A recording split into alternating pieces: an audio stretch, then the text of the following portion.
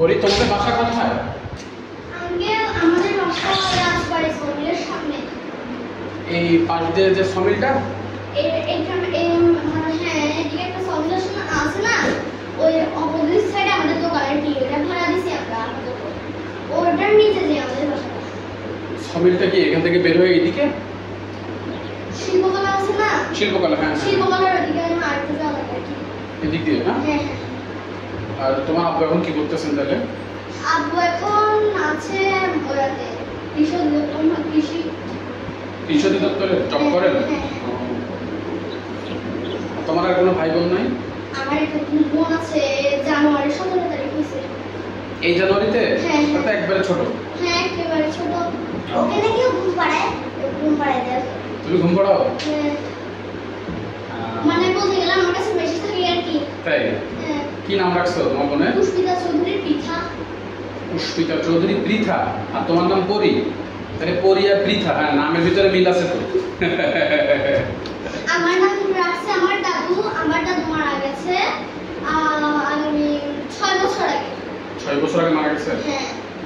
আর উনি ছিল হলো যে ফরেস্টে, রাঙামাটি ফরেস্টে জব করতো। হ্যাঁ। আর তোমার বাবা আছেন কৃষি অধিদপ্তরে। হ্যাঁ। আর তোমার আম্মু কিছু করেন নাকি বাসায় থাকে? নানু বাড়ি কোথায় তোমার? নারায়ণগঞ্জ। অনেক দূরে। অনেক দূরে। আর আমাদের বাসা কোথায় জানো? কোথায়? আমাদের বাসা সেই সাতক্ষীরা। একটু শুনছিলাম ওর থেকে। বলছি অনেক সবাই জানে আমাদের ক্লাসে। হ্যাঁ। একবার আমার ম্যাম জিজ্ঞেস করছিল বলে দিছিল সাতক্ষীরা। আচ্ছা শোনো, তোমাদের ক্লাসের মধ্যে কি পরশুদিন দেবকে তোমাদের ক্লাস টিচার কিছু বলছিল? কি বলছে? দেবকে? হ্যাঁ। ও বলছিল দেবকে বলছিল স্যার টিচার পড়া কেন শুধু ওর নামে বলে দিল। ম্যাম তো ওর ভাবার জন্য বলছিল। কি বলছিল না ওকে এই যার কথা বলছে সে খুব মানে মিথ্যা কথা বলে। মিথ্যা কথা বলে বেয়াদব। রোলে কিন্তু আমাদের ক্লাসে মানে পুরো বসানোর রোলে শুধু আপনি ধরেন বললেন ওকে বোর্ডে এই মেয়েখানে দাঁড়া বোর্ডে নাম দিল। আচ্ছা লিখতেছে ও শুধু আমাদের নাম গ্রুপে দিবে। কে আমার কথা বলবে তাদের মেমোরি দিবে আর তখন মেম ওদের কোনো আনবে। মানে হিংসা করে করে? হ্যাঁ হিংসা করে। আবার যে একটু বাইরে আসো বাইরে আসে লাঠি মারে নাকি? হ্যাঁ লাঠি মারে আরো অনেক কিছু করে। যখন আমরা ক্লাস করে মেমোরি আমাদের ক্লাস না তখন আমাদের টিফিন ফালা দিত। তোমরা তোমাদের টিচারের কাছে কমপ্লেইন করো না? টিচারের কাছে কমপ্লেইন করব কি হবে? ও নাকি পড়ালেখা বেশি পারে তার জন্য ওকে কিছু বলে না। কিছু বলে না, ওর নিজের মাকে বলে দিবে তাই। হ্যাঁ ও মা আর টিচার তো বড় নিয়ে তার জন্য এইজন্য ওকে কিছুই বলে না।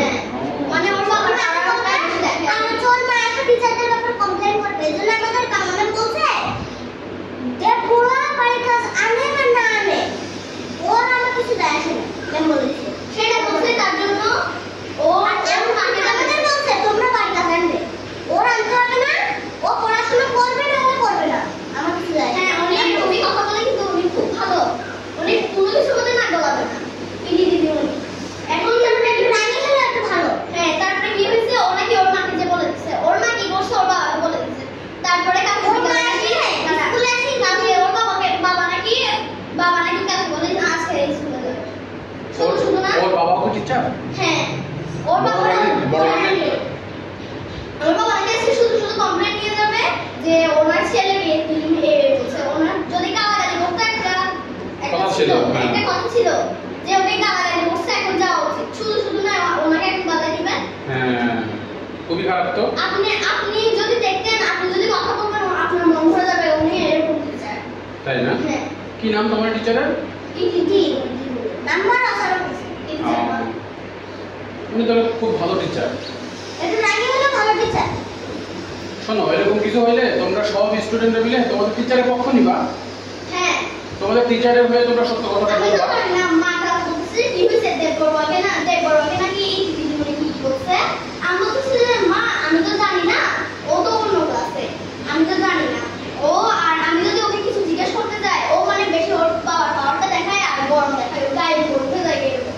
ওরে বাবা তাই পাওয়ারটা বলে যে ওর রোল এক তার জন্য হিংসা। তোমরা ভালো করে পড়ালেখা করে ওর থেকে তোমরা 1 ঘন্টা নিয়ে নাও। ওরা আমাদের ক্লাসে আসছিল মানে ওদের গণিত দিদিমণিটা আসে তার জন্য